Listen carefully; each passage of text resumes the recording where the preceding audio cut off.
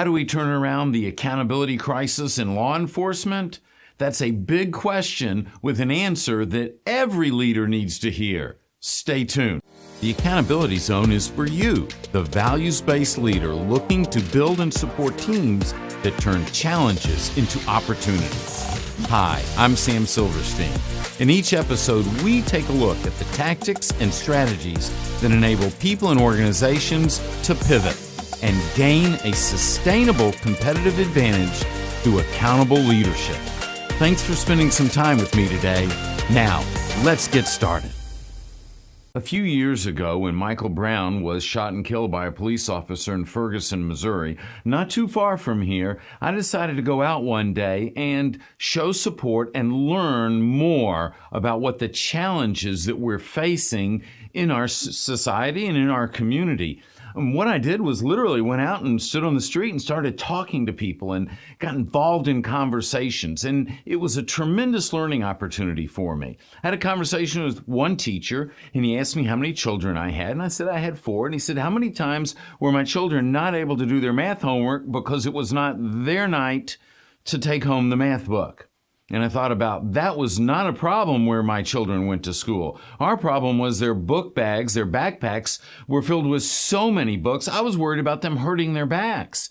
And then another gentleman I spoke with, a barber who was 34 years old, he asked me, how many times had I been stopped for a random driver's license registration and insurance check while driving my car? I thought about it for a second or two, and I said, well, that's never happened.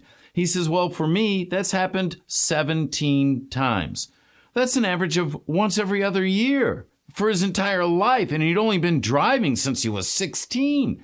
I mean, these are things that are real in our society. The accountability problem doesn't start with the individuals. The accountability problem starts with leadership. Leadership at many levels, in our communities, leadership in our society and government levels. And I'm not picking on the current leadership. I'm saying going back hundreds of years, this has been a systemic problem. But we can solve this problem. We can build accountability into law enforcement. We can build accountability into our communities. We can build accountability into the broader world. But to do that, we need to, as accountable individuals and leaders, we need to engage in conversation. That's what it's about, because it's only through conversation that I can learn more about you and you can learn more about me. It's only through conversation, as we learn to get to know each other, that we can make those relational commitments that builds accountability and inspires people to want to be accountable. I need to be involved in those conversations.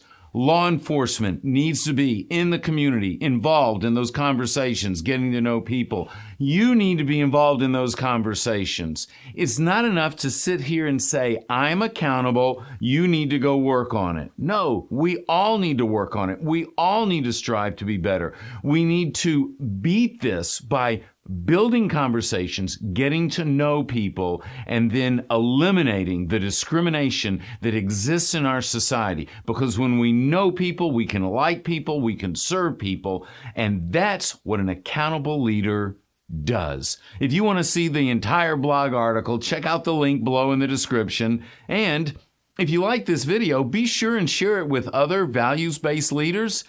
Subscribe, click on the bell so you get notification the next time we post a new video. I'm Sam Silverstein, reminding you that accountability is the highest form of leadership.